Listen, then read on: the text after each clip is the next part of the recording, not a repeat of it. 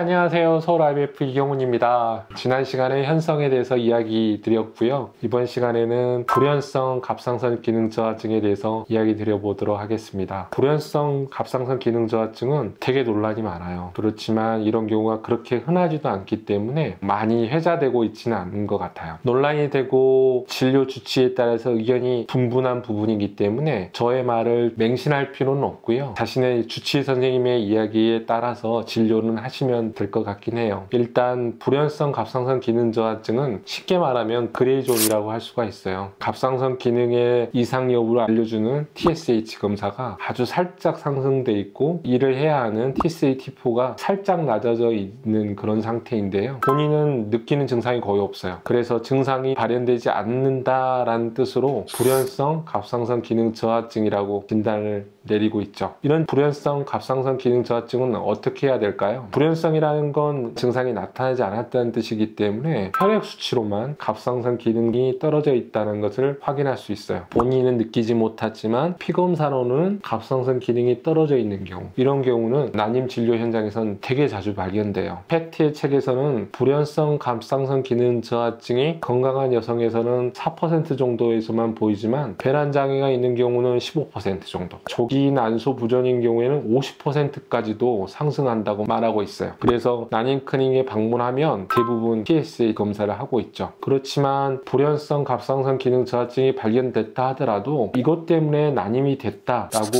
말하기엔 되게 조심스러워요. 갑상선이 좀 떨어져 있네요 라는 정도이지 이것 때문에 난임이에요 라고 말하기는 좀 어렵다는 거죠. 다시 말해보면 배란 장애가 약하게 있을 수는 있지만 배란 장애가 있다고 해서 모두 난임이 되는 건 아니거든요. 그래서 의료진들도 치료하는 걸 망설이는 경우가 있어요. 문제는 이전 현성 갑상선 기능 저하증에서도 말씀드렸듯이 TSH 수치가 높으면 유산될 가능성이 높아진다는 거예요. 4 이상만 돼도 유산될 가능성이 되게 높아져요. 이런 말들이 있잖아요. 제가 자주 하는 말이지만 같아요. 가능성이 보여요. 잘 모르겠어요. 회색지대예요. 이런 부분에 대해서 의사들은 증거가 없으니까 약간 좀 주저하는 경향이 있어요. 팩트는 이런 부분이 있을 때 적극적으로 진료를 받고 개입을 하자라는 입장을 취하고 있어요. 한 예로 유산이 될 수도 있어요. 갑상선 수치가 좀 올라가 있으면 유산될 가능성이 높아요 라는 말을 들으면 물론 정상 임신으로 진행될 가능성이 높지만 유산될 가능성이 조금이라도 있다는 의미니까 적극적으로 개입을 하자라는 입장을 가지고 있는 거죠.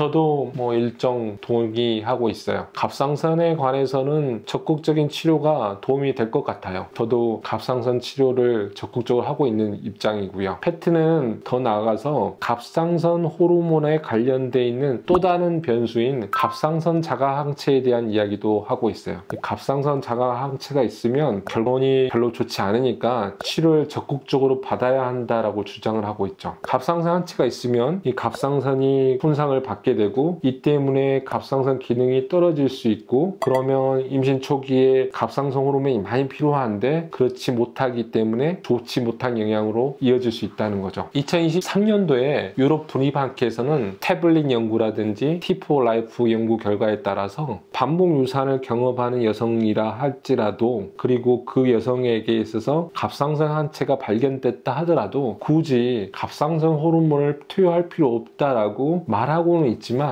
저 같은 경우는 그냥 해요. 왜냐하면 갑상선 호르몬 투여로 효과가 그렇게 높지도 않고 미미해 보인다 하더라도 호르몬을 경구 투여한다 해서 위험성이 높아지지도 않고 하기 때문에 혹시 도움을 받을 수 있는 사람을 놓치지 않기 위해서 저는 적극적으로 치료를 하는 편이에요. 이 말은 뭔 말이냐면 낮아져 있는 갑상선 수치를 설사 아무런 영향을 주지 않는다 하더라도 약간 부스팅하는 게 좋다라고 생각하는 거죠. 예를 들어서 TSH가 2.7 정도이고 갑상선 항체가 양성이라고 한다면 저희가 불연성 갑상선 기능 저하증이라고 진단을 내리고 치료를 해요. 본인은 좀 황당하죠. 왜냐하면 내과에 갔는데 별 이상 없다, 이거 치료할 필요 없다라고 하고 본인은 또 증상도 못 느낄 수도 있는데 난임 진료 파트로 들어오면 이런 피검사 결과만 가지고도 그냥 치료를 한다는 거죠. 팩트도 적극적으로 치료하라고 해요. 저도 치료를 하고 있고요. 동시에 임신에 성공을 했는데 있는데 유산이 자꾸 된다 이러면 갑상선 항체 검사도 적극적으로 해봐야 돼요. 마무리해 드려 볼게요. 임신이 잘 되지 않고 그리고 갑상선 검사를 했는데 정상이면 괜찮아요. 더 이상 검사하거나 치료할 필요는 없어요. 근데 TSH 검사가 약간 올라가 있다 라고 하면 주치의 선생님이 이야기를 듣고 만약에 TSH 검사가 상당히 올라가 있다. 그럼 물론 당신들도 모를 수도 있겠죠. 증상은 있지만 그러면 내과 가서 적극적인 치료를 하자는 거죠. 갑상선 기능 검사가 애매하게 나온 경우에는 갑상선 호르몬 치료를 적극적으로 해보자입니다. 이게 오늘 영상의 핵심입니다. 오늘 하루 좀 더 나은 시간이 되었기를 바랍니다. 감사합니다.